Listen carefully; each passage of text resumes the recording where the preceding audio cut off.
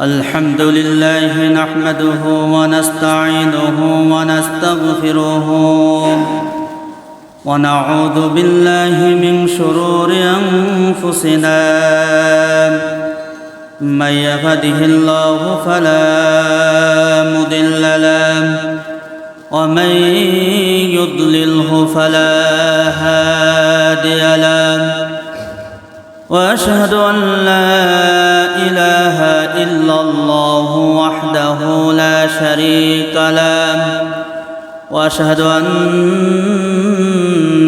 سيدنا ومولانا محمدًا عبده ورسوله الذي أرسله بالحق بشيرا ونذيرا وداعيا إلى الله بإذنه وسراجا وقمرا منيرا فقد قال الله تعالى في كلامه المجيد وفرقانه الحميد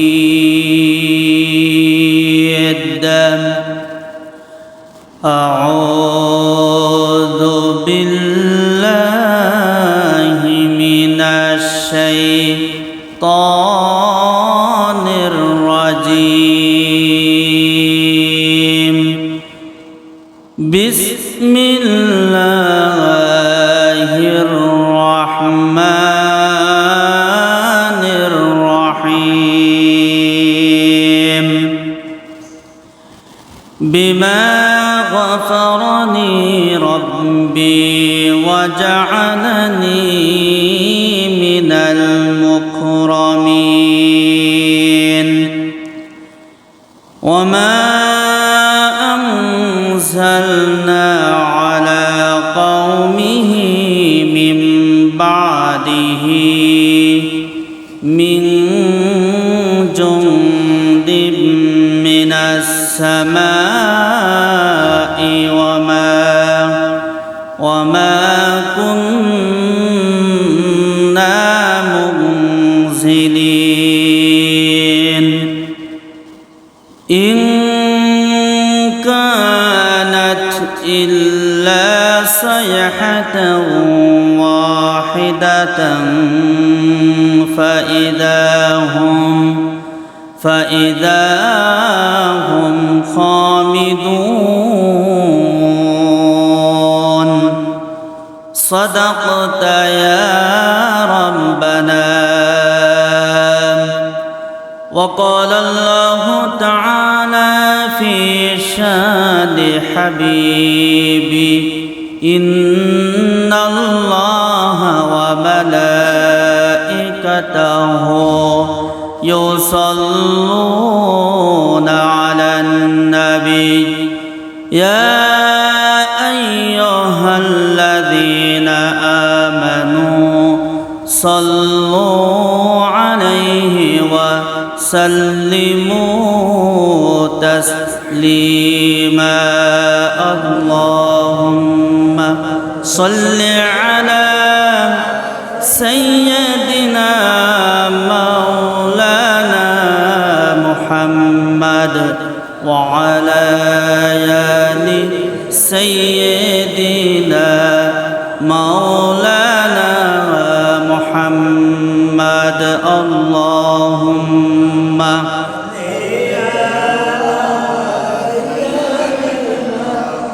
مولانا محمد وعلى آل سيدنا مولانا محمد الحمد لله সমস্ত প্রশংসা সেই মহান আল্লাহ পাক রব্বুল আলামিনের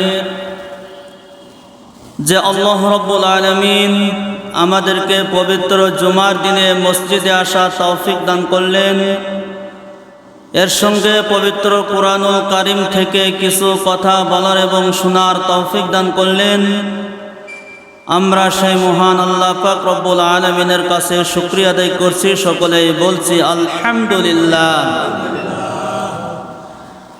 আল্লাহ পাক রব্বুল আলামিনের কুরআনুল কারীম থেকে আমি সূরা ইয়াসিনের ধারাবাহিক তাফসীর আপনাদের সামনে গত কয়েক জুমা ধরে আলোচনা করছি। আমরা আজকে তেলাওয়াত করেছি 27, 28 এবং 29 নম্বর আয়াত। তিনটা আয়াতের ওপর ইনশাআল্লাহ কথা হবে। আল্লাহ পাক রব্বুল আলামিন আমাদের কথাগুলো সকলকে আমল করার তৌফিক দান করুক, সকলে বলুন আমিন। আল্লাহ তাআলা পৃথিবীতে মানুষ সৃষ্টি করেছেন এবং শ্রেষ্ঠ বলেছেন, আবার এই মানুষকেই নিকৃষ্ট বলেছেন। আল্লাহ পাক রব্বুল আলামিন কুরআনুল কারীমে এক জায়গায় শ্রেষ্ঠ বলে ঘোষণা দিলেন, আরেক জায়গায় নিকৃষ্ট বললেন। তে আসলে নিকৃষ্ট কারা? এই নিকৃষ্ট থেকে আমরা কিভাবে মুক্তি পাব, সেই সম্পর্কে ভূমিকাতে আমি আজকে কিছু আপনাদের সামনে আলোচনা করব ইনশাআল্লাহ। প্রত্যেকটি মানুষকে আল্লাহ পাক রব্বুল আলামিন তার দেহের ভিতরে যে নিয়ামত দিয়েছেন, এর ভিতরে শ্রেষ্ঠ নিয়ামত তিনটি। কয়টি বলেন? তিনটি। এই তিনটি নিয়ামতের কারণে বান্দা জাহান্নামী হবে, আবার এই তিনটি নিয়ামতের কারণে বান্দা জান্নাতি হবে। খুব ভালো করে কথা থেকে লক্ষ্য করুন যে তিনটি নিয়ামত আপনাকে দেওয়া হয়েছে, আমাকেও দেওয়া হয়েছে। প্রত্যেকটি মানুষকে তিনটি নিয়ামত আল্লাহ তাআলা গুরুত্বপূর্ণ নিয়ামত দিয়েছে, যে তিনটা নিয়ামতের ওপরে নির্ভর করে আমার জান্নাত এবং জাহান্নাম। এক নম্বর হচ্ছে অন্তর বা চিন্তা। আপনাকে যে অন্তর আল্লাহ পাক রব্বুল আলামিন দান করেছেন, এটি এক নম্বর, অনেকগুলো নিয়ামতের ভেতরে একটি শ্রেষ্ঠ নিয়ামত। দুই নম্বরে হলো আপনার চোখ। এই চোখকে যে আল্লাহ পাক রব্বুল আলামিন নিয়ামত স্বরূপ আপনাকে দান করেছেন, এই চোখের মাধ্যমে আল্লাহ তাআলা আপনাকে জান্নাত এবং জাহান্নামও নির্ধারণ করেছেন। তিন নম্বরে হলো কান। এই তিনটি গুরুত্বপূর্ণ জিনিস আল্লাহ পাক রব্বুল আলামিন প্রত্যেকটি বান্দা আর বান্দিকে দিয়েছেন। আর এই তিনটির ওপরে আল্লাহ তাআলা গুরুত্বপূর্ণ একটি আয়াত নাজিল করে জানিয়ে দিয়েছেন, এই তিনটি যারা কাজে লাগাবে না, আমি যেভাবে বলি, কোরআন যেভাবে বলে, এইভাবে যারা কাজে লাগাবে না, তারা হলো জাহান্নামী। তারা কোথায় যাবে বলেন? জাহান্নামী। এখন এই তিনটি জিনিস আসুন আমরা কিভাবে কাজে লাগাবো আর কারা কাজে লাগায় না, সেটা আমরা আল্লাহর কোরআন থেকে জেনে আসি। আল্লাহ রাব্বুল আলামিন সূরাতুল আরাফ 9 নম্বর পারার 13 নম্বর পৃষ্ঠার প্রথম নম্বর লাইনের 179 নম্বর আয়াতে বলেন, ওয়ালাকাদ যারানা লিজাহান্নামা কাসীরাম মিনাল জিন্নি ওয়াল ইনস লাহুম কুলুবুন লা ইয়াফকাহুনা বিহা ওয়া লাহুম আ'য়ুনুন লা ইউবসিরুনা বিহা ওয়া লাহুম আযানুন লা يسمعون بها أولئك كالأنعام بل هم أضل أولئك هم الغافلون বলুন আল্লাহু আকবার। আল্লাহ রাব্বুল আলামিন এই পৃথিবীতে মানুষ এবং জিনকে সৃষ্টি করেছেন। এই মানুষ আর জিনের ভিতর অনেক মানুষ আছে জাহান্নামী হবে, অনেক জিন আছে তারা জাহান্নামে যাবে।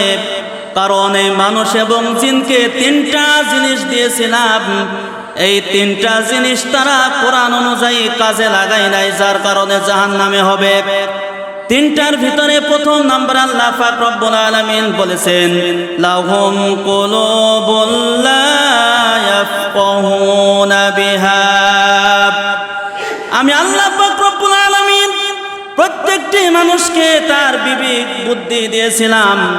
এই বিবেক বুদ্ধি দিয়ে কোনটা হালাল আর কোনটা হারাম, কোনটা সত্য কোনটা মিথ্যা, কোনটা খারাপ কোনটা ভালো, কোনটা গুনাহের কাজ কোনটা নেকির কাজ, এই চিন্তা ভাবনা যারা দুনিয়াতে করত না, এই চিন্তা চেতনা যাদের ভেতরে নাই, আমার আল্লাহ পাক রব্বুল আলামিন বলছেন তারা মানুষ হলে কি হবে, আমি রব তাদেরকে জাহান্নামে দেওয়ার জন্য সৃষ্টি করেছি বলে নাউযুবিল্লাহ। এক নম্বর কি বলেন? চিন্তা চেতনা। আপনাকে যে আল্লাহ তাআলা কলব দিয়েছেন, অন্তর দিয়েছেন, এই অন্তর দিয়া প্রত্যেকটি মানুষ সব কিছু চিন্তা ভাবনা করতে পারে। অন্তর দিয়া সব কিছু সে দুনিয়ার কাজগুলো সম্পন্ন করে, চিন্তা করে অবৈধ টাকা কিভাবে ইনকাম করতে হয় এই চিন্তা চেতনায় থেকে আসে। ক্ষমতার অপব্যবহার কিভাবে করতে হয় চিন্তা চেতনায় থেকে আসে। মানুষের উপরে জুলুম নির্যাতন করতে হয় এটাও চিন্তা চেতনা থেকে আসে।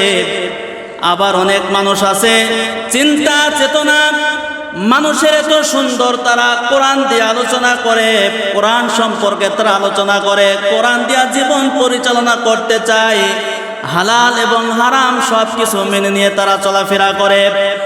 এক হইল বৈধ চিন্তা, আর এক হলো অবৈধ চিন্তা। বৈধ চিন্তা করে যারা দুনিয়ার জমিনে চলাফেরা করে রবের কাছে যাবেন, আমার রব বলেছেন তারা হলো জান্নাতি। আর যাদের বিবেক দিয়েছিলাম, বিবেক দিয়া চিন্তা ভাবনা করে নাই, কোরআন কখনো তারা পড়ে নাই, কোরআন নিয়ে গবেষণা করে নাই, আমার নবীজির আদর্শ নিয়ে তারা গবেষণা করে নাই, ইচ্ছা মতো দুনিয়াতে চলাফেরা করেছিল, যার কারণে আল্লাহ পাক রব্বুল আলামিন ওই বান্দার বান্দীদেরকে জাহান্নামে দেবেন বলে নাউযুবিল্লাহ। তাহলে এই চিন্তা চেতনা যদি আপনি কাজে না লাগান, আমি যদি কাজে না লাগাই, আল্লাহ পাক রব্বুল আলামিন ঘোষণা দিয়েছেন আমি ওই মানুষকে এবং জিনকে জাহান্নামে দেব। দুই নম্বরে হলো ওয়ালাহুম আযানুন লা ইয়াসমাউনা বিহা, প্রত্যেকটি বান্দা বান্দীকে আমি আল্লাহ পাক রব্বুল আলামিন কান দান করেছিলাম। এই কান দিয়ে ভালো কিছু শুনতে হবে, সে শোনে নাই।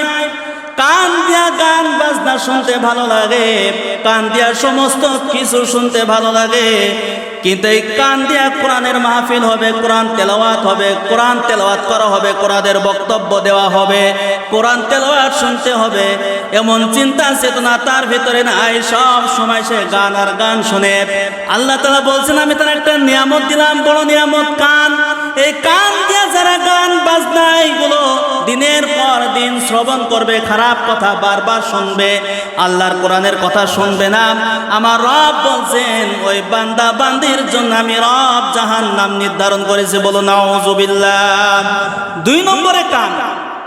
এই কান এমন একটি নিয়ামত, আপনি কান দিয়া ভালো কিছু শুনতে পারবেন, খারাপ কিছু শুনতে পারবেন। সুতরাং আল্লাহ তাআলা বলছেন যারা ভালো কিছু শুনবে, যেটা শুনলে আপনার হৃদয় ঈমান বৃদ্ধি পাবে, যেটা শুনলে আপনি পরিবর্তন হবেন, যেটা শুনলে আল্লাহ পাক রব্বুল আলামিনের ভয় ভীতি আমার আপনার অন্তরের ভিতরে আসবে, এই কথাগুলি যারা শুনবে তারা হবে জান্নাতি, বলুন সুবহানাল্লাহ। তিন নম্বরে হলো ওয়ালাহুম আয়ুনুন লা ইউবসিরুনা বিহা, আমি রব প্রত্যেকটি বান্দা বান্দীকে চক্ষু দান করেছিলাম। এই চক্ষু দিয়া দুনিয়ার সমস্ত কিছু সে দেখার চেষ্টা করেছে, টিভি সিনেমার সামনে ঘন্টার পর ঘন্টা সময় কাটিয়েছে। এই চক্ষু দ্বারা নেতাকে দেখেছে, নেতার প্রশংসা করেছে, চক্ষু দ্বারা সমস্ত জিনিস সে দেখার চেষ্টা করেছে, খারাপ কিছু দেখেছে। কিন্তু চক্ষু দান করলাম শ্রেষ্ঠ নিয়ামত বান্দাকে, কোরআনুল কারীমটা দেখে দেখে তেলাওয়াত করার জন্য। বান্দা কোনোদিন চেষ্টাও করলো না কোরআনটা কিভাবে তেলাওয়াত করা যায়।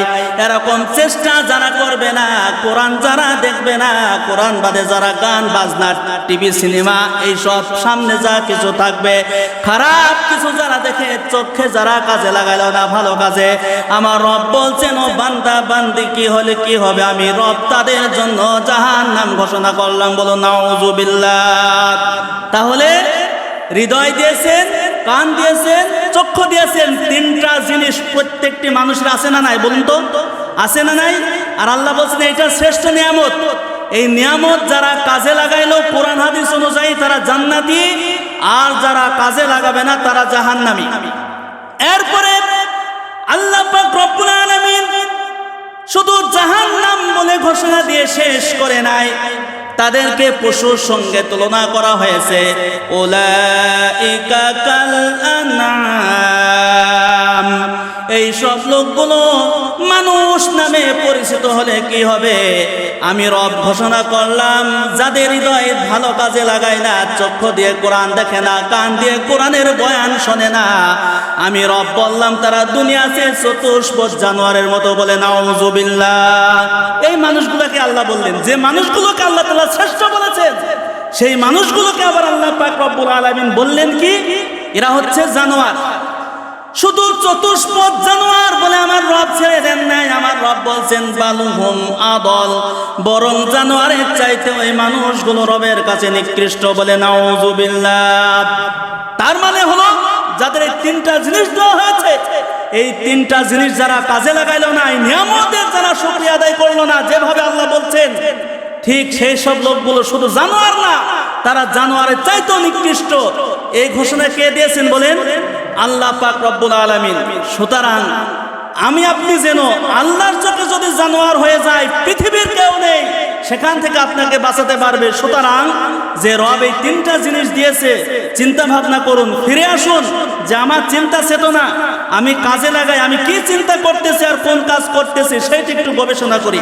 আল্লাহ পাক রব্বুল আলামিন আমাদের সকলকেই বোঝার তৌফিক দান করুক। সকলে বলুন আমিন।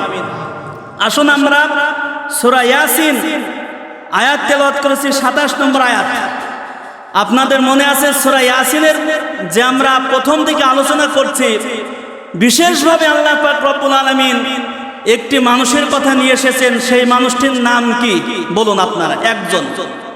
আমি গত জুমাতে আলোচনা করছিলাম, বিশেষভাবে একজন বান্দার নাম আল্লাহ নিয়ে এসেছেন, তার প্রতি আল্লাহ খুশি এবং শহীদ হিসাবে আল্লাহ পাক রব্বুল আলামিন ঘোষণা দিয়েছেন। বলুন সুবহানাল্লাহ। ওই ব্যক্তির নাম কি? হাবিব বিন নাজ্জার। আলহামদুলিল্লাহ। যাক, আজকে আপনাদের মান সম্মান একজন বাঁচাইছে। সুতরাং আপনারা মনে রাখবেন, আমি যেগুলো বলি মানে একটি একটি করে আপনাদের প্রশ্ন ধরা হবে। সামনে জুমার থেকে আপনাদের একটি একটি করে প্রশ্ন করা হবে যে কোনে রেখেছিলাম। হাবিব বিন নাজ্জার আল্লাহর প্রিয় বান্দা, ইমানের পথে অবিচল অটল থাকতে গিয়ে এই হাবিব বিন নাজ্জারকে তারা হত্যা করলো। 3 জন রাসূল তাদের কাছে আসলেন, তারা দাওয়াত গ্রহণ করলো না। হাবিব বিন নাজ্জার দাওয়াত গ্রহণ করলেন এবং ছুটে আসলেন, তার জাতিকে বুঝাইলেন, ও আমার জাতিরা, তোমরা এই নবী রাসূলদের কথা মেনে নাও, আমি ঈমান এনেছি। তারা উল্টা কাজ কি করলো? হাবিব বিন নাজ্জারকে তারা হত্যা করলো, দুনিয়া থেকে তারা শহীদ করে দিল। বলুন সুবহানাল্লাহ। হাবিব বিন নাজ্জার শহীদ যখন হলেন, তিনি শহীদ অবস্থায় তাদের জন্য বদদোয়া করলেন না, তিনি শুধু একটা আফসোস করলেন, এ আমার জাতিরা, তোমাদের কাছে স্পষ্ট দাওয়াত আসার পরও কেন তোমরা ঈমান আনলে না? আমি সেটাই চিন্তায় আছি। আজকে আল্লাহ আমাকে জান্নাতের ঘোষণা করলেন, আর আফসোস হয় তোমাদের জন্য, তোমরা ঈমান আনলে না। আচ্ছা বলুন তো, তাদের প্রতি আল্লাহ পাক রব্বুল আলামিন একটি গজব দিয়েছিলেন। এই গজবটা কি গজব মনে আছে কাউরে? ওই যে জাতির প্রতি আল্লাহ পাক রব্বুল আলামিন 3 বছর ধরে একটা গজব ছিল। গজবটি কি? অনাবৃষ্টি। মানে বৃষ্টি হতো না। কি হতো না বলেন? বৃষ্টি বন্ধ করে দিলেন আল্লাহ পাক রব্বুল আলামিন, বৃষ্টি নাই। সেই জাতিকে আল্লাহ পাক রব্বুল আলামিন বৃষ্টি বন্ধ করে দিলেন। এরপরে তারা কি করলো? হাবিব বিন নাজ্জারকে শহীদ করলো। হাবিব বিন নাজ্জার শহীদ হওয়ার সময় তাদেরকে আবার বললেন, তোমরা কেন বুঝতে পারো না? তোমরা কেন নবীদের প্রতি ঈমান আনো না? যারা কোনো বিনিময় চায় না, এই কাজটা তোমরা কেন করো? হাবিব বিন নাজ্জারের কথা তাদের কানে গেল না। আল্লাহ পাক রব্বুল আলামিন খুশি হয়ে হাবিব বিন নাজ্জারের জন্য 2টি পুরস্কারে ঘোষণা করলেন। বলুন সুবহানাল্লাহ। কারণ কি? দ্বীনের পথে, ইসলামের পথে, নবীর পথে জীবন দিয়েছেন হাবিব বিন নাজ্জার। এই কারণে আল্লাহ কয়টি ঘোষণা করেছেন বলেন? 2টি পুরস্কার। কয়টি পুরস্কার? 2টি পুরস্কার। 1 নম্বর হলো বিমা গফারানি রব্বি, আমার রব আমাকে ক্ষমা করে দিয়েছেন। বলুন সুবহানাল্লাহ। হাবিব বিন নাজ্জার মৃত্যুর সময় তার জাতিকে কথাও জানিয়েছেন, ও আমার জাতিরা, আমার রব আমাকে ক্ষমা করে দিয়েছেন 1 নম্বর পুরস্কার হিসাবে। ওয়াজআলানি মিনাল মুকরামিন, 2 নম্বর পুরস্কার, আমার রব সম্মানিতদের সঙ্গে শামিল করেছেন। বলুন সুবহানাল্লাহ। তাহলে যারা দুনিয়াতে দ্বীনের জন্য, কোরআনের জন্য, ইসলামের জন্য সংগ্রাম করে জীবন দেবে, তাদের কয়টা পুরস্কার? কয়টা পুরস্কার? 1 নম্বর পুরস্কার রবের পক্ষ থেকে ক্ষমা। 2 নম্বর পুরস্কার এই পৃথিবীর জমিনে রব আপনাকে সম্মানিত করবেন। বলুন সুবহানাল্লাহ। তার প্রমাণ হলো বাংলাদেশের কোরআনের পাখি আল্লামা সাইদি সাহেব তিনি ইন্তেকাল করেছেন, শহীদ হয়েছেন, কিন্তু ছোট থেকে বড় তিনার জন্য সকলে হাত তুলে রবের কাছে দোয়া করে, কি করে না? এমনও মানুষ আছে বাংলার জমিনে যখন তিনি ইন্তেকাল করলেন তার জানাজায় শরীক হওয়ার জন্য বামপন্থীরা যেতে দেয় নাই, কিন্তু তারা চেষ্টা করে যখন শুনেছে আল্লামা সাইদি হুজুরের জানাজা শুরু হয়েছে, যে যেখানে দাঁড়িয়েছিল আল্লাহু আকবার বলে নিয়ত করে আল্লামা সাইদির জানাজায় তারা দাঁড়িয়ে গেছে। বলুন সুবহানাল্লাহ। আল্লাহ বলছেন ওয়াজআলানি মিনাল মুকরামিন, দ্বীনের জন্য যারা শহীদ হবে তাদেরকে এভাবে সম্মান আমি রব তাদেরকে দুনিয়াতে দিয়ে থাকে। বলুন সুবহানাল্লাহ। তাহলে সম্মান দেবেন আল্লাহ। পক্ষান্তরে দেখেন কত জালেমরা দুনিয়া থেকে বিদায় নিয়েছে। এর পূর্বে আমি বলেছিলাম মুসার সঙ্গে যে জালিম ছিল ফিরাউন, সেও বিদায় নিয়েছে। কেউ কিন্তু ফিরাউনের নামটা টাকা দিয়ে যদি বলা হয় ভাই আপনার সন্তানের নাম ফিরাউন রাখেন, 10,000 টাকা দেওয়া হবে। দুনিয়ার কোনো মানুষ নাই ফিরাউনের নাম তার সন্তানের নাম রেখে দেবে, আছে নাকি বলেন? শুধু মুসলমান নয়, যদি আপনি হিন্দু ভাইকে বলেন ভাই আপনার সন্তানের নাম ফিরাউন রেখে দেন, হিন্দু ভাই বলবে ফিরাউনের নাম আমি আমার সন্তানকে রাখবো না। কেননা এই ফিরাউনকে আল্লাহ পাক রব্বুল আলামিন ঘৃণিত করেছেন। আর মুসা আলাইহিস সালাতু ওয়াস সালামকে ওয়াজআলানি মিনাল মুকরামিন, দ্বীনের দাওয়াত দেওয়ার কারণে, দ্বীনের প্রতি অবিচল অটল থাকার কারণে আমার রব মুসা আলাইহিস সালাতু ওয়াস সালামকে সম্মানিত করেছেন। বলুন সুবহানাল্লাহ।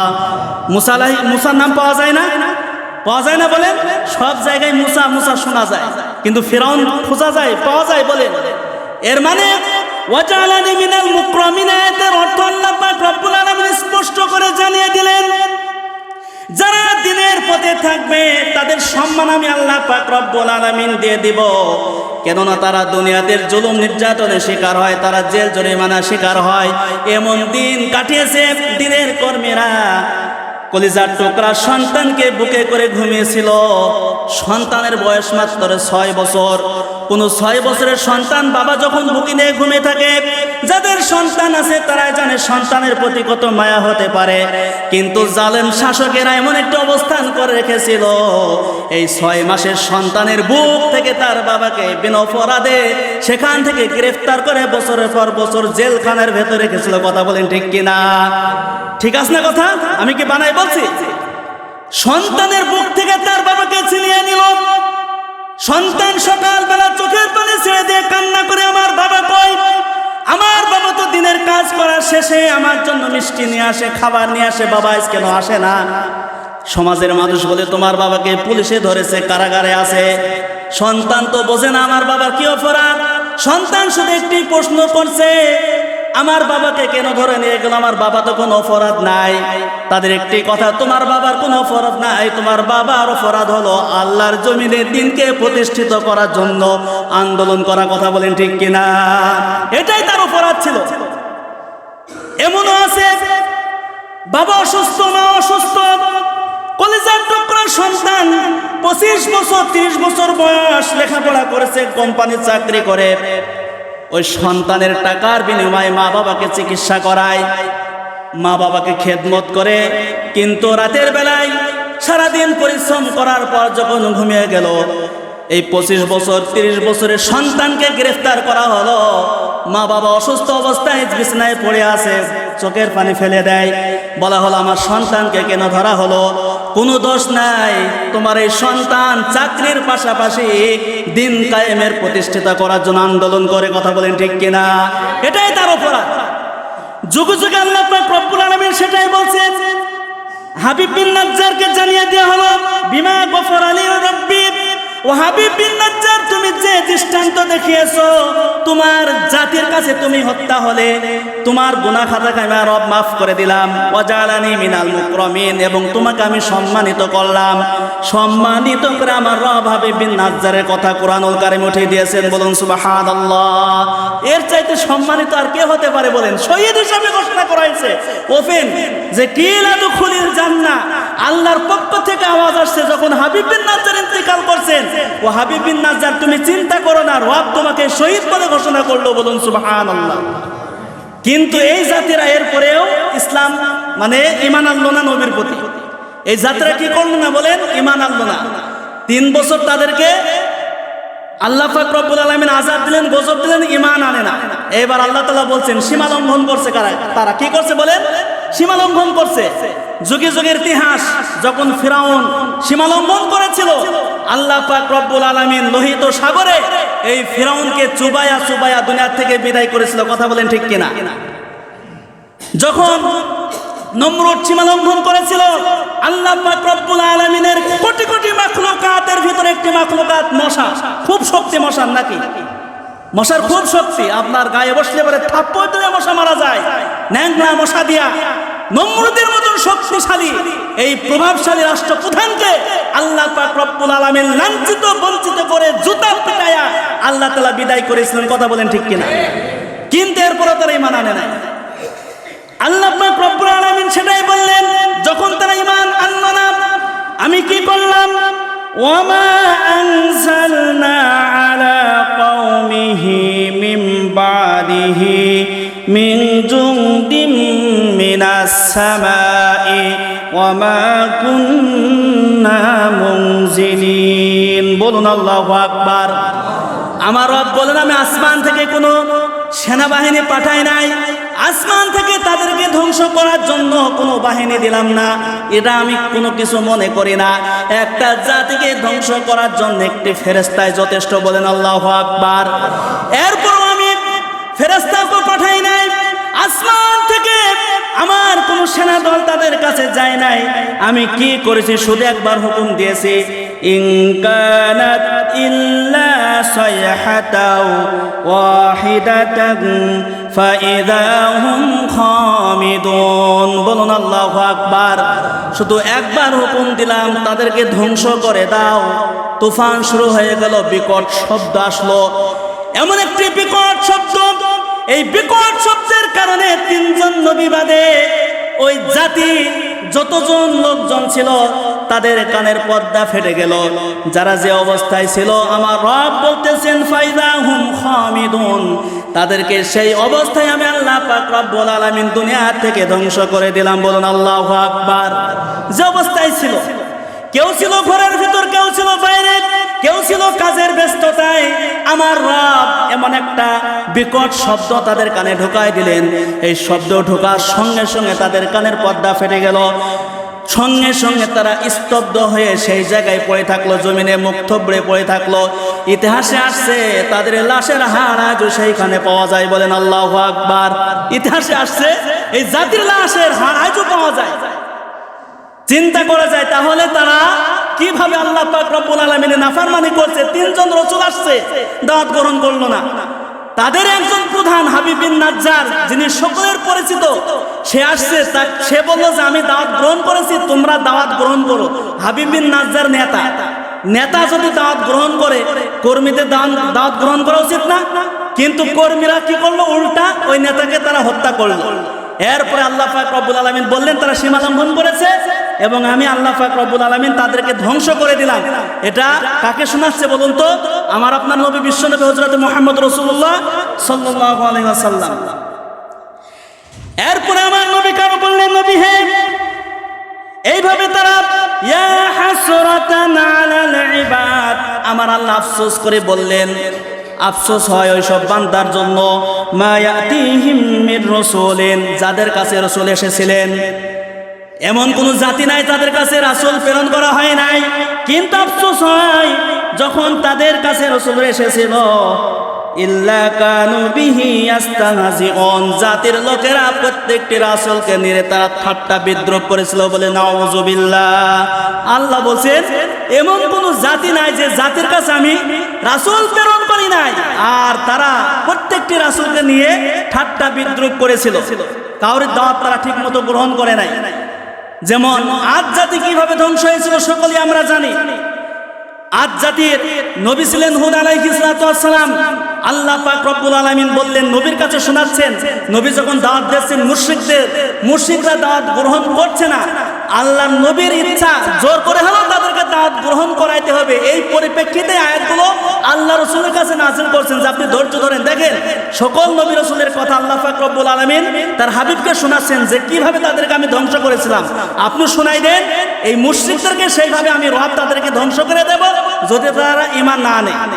তে এই হুদ আলাইহিস সালাম দাওয়াত দিলেন, ওয়াইলা আদিনা কওহুম হুদা ফাকালা ইয়া কওমি ইবুদুল্লাহ মা লাকুম মিন ইলাহিন গায়র। আল্লাহর পয়গম্বর হুদ আলাইহিস সালাম বলেন, ও আমার জাতিরা, তোমরা এক আল্লাহর গোলামি করো, এরকম মূর্তি পূজা ছেড়ে দাও, এ পূজা সে পূজার সমস্ত পূজা তোমরা ছেড়ে দাও। তখন তারা বলল যে আমরা এই পূজা ছাড়তে পারবো না, তুমি কোন নতুন এক আল্লাহর রবের আমাদের কাছে দাওয়াত নিয়ে আসলে, তুমি একটা পাগল, তুমি একটা মিথ্যাবাদী বলে নাউজুবিল্লাহ। এই কারণে আল্লাহ বলছেন, ইয়া হাসরাতান আলাল ইবাদ মা ইয়াতিহিম বিরাসূলিন ইল্লা কানু বিহি ইস্তাহজিউন। এমন কোন নবী নাই যে তারা ঠাট্টা বিদ্রুপ করে নাই। এক পর্যায়ে এই হুদ আলাইহিস সালামের জাতির প্রতি আল্লাহ পাক রব্বুল আলামিন গজব দিয়েছিলেন। প্রথম গজব হলো এখানেও 3 বছর বৃষ্টি নাই। কয় বছর বৃষ্টি নাই বলেন? 3 বছর বৃষ্টি নাই। এরপরে যখন এই গজব দেওয়ার পরে তারা ঈমান আনলো না, দ্বিতীয় গজব আল্লাহ পাক রব্বুল আলামিন দিলেন 8 দিন 7 রাত। 8 দিন কয় রাত? 7 রাত, মানে 7টি রাত এবং 8টি দিন, এই মিলে যে কয় ঘন্টা সময় হয়, এই কয় ঘন্টা মানে তুফান দিলেন, ঝড় দিলেন, এমন তুফান দিলেন যে তারা এই তুফানের উপরে তোলার মতন উল্টে থাকলে সেসব জাতেরা ধ্বংস হয়ে গেল। বলেন আল্লাহু আকবার। আল্লাহ পাক রব্বুল আলামিন তাদেরকে ধ্বংস করলেন। কিন্তু আল্লাহ পাক রব্বুল আলামিন বলেন, আফসোস তাদের জন্য যারা রাসূলদের এই কথা নিয়ে তারা ঠাট্টা বিদ্রুপ করত। এরপরে সামুদ জাতি, এই সামুদ জাতির শক্তিশালী হিসাবে আমরা কে না জানি।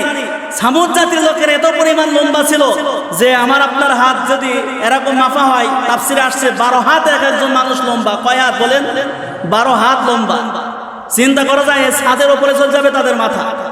আর তাদের এত পরিমাণ শক্তি ছিল যে তারা পাহাড়ের পাথর কেটে কেটে বিল্ডিং ঘর তৈরি করতো পাহাড়ের ওপরে। তাহলে চিন্তা করুন তো, পাথর কেটে কেটে যারা তাদের বিল্ডিং ঘর তৈরি করতে থাকার জন্য এরকম শক্তিশালী এই সামুদ জাতিকে আমি আল্লাহ পাক রব্বুল আলামিন এমন একটি ভূমিকম্প দিলাম, এক ভূমিকম্পে যারা যেখানে ছিল সমস্ত পাথরের ঘর তৈরি করা ভেঙে চুরমার করে আমি এই সামুদ জাতিকে ধ্বংস করেছি। বলেন আল্লাহু আকবার। আচ্ছা, সেই রব মনে হয় আর নাই নাকি? আর যদি থাকে বাংলাদেশে নাই, অন্য দেশে আছে। সে রব কি আছে? অবশ্যই আছে। সেই রব একদিনও আমরা যদি সেরকম নাফরমানি হয়ে যায়, আল্লাহ পাক রব্বুল আলামিন দুনিয়াতে কিন্তু কিছু কিছু আমাদেরকে আযাব গজব দিচ্ছেন, অপমানিত করছেন, তারা বুঝতে পারছে।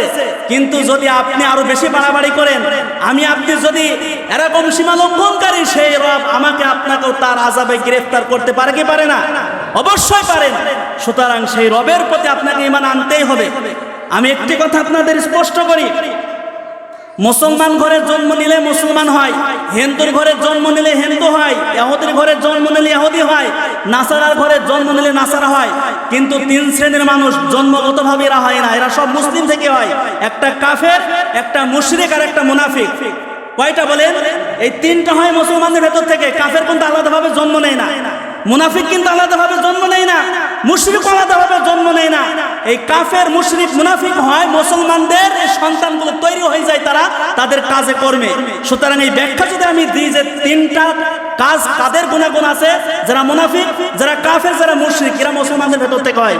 সুতরাং এদের জন্য আল্লাহ পাক রব্বুল আলামিন জাহান্নামকে নির্ধারণ করেছেন আর জান্নাতকে হারাম করেছেন। বলে নাউজুবিল্লাহ। সুতরাং কাফের, মুশরিক, মুনাফিক এই 3টা কাজ থেকে আমাকে আপনাকে বাঁচতে হবে।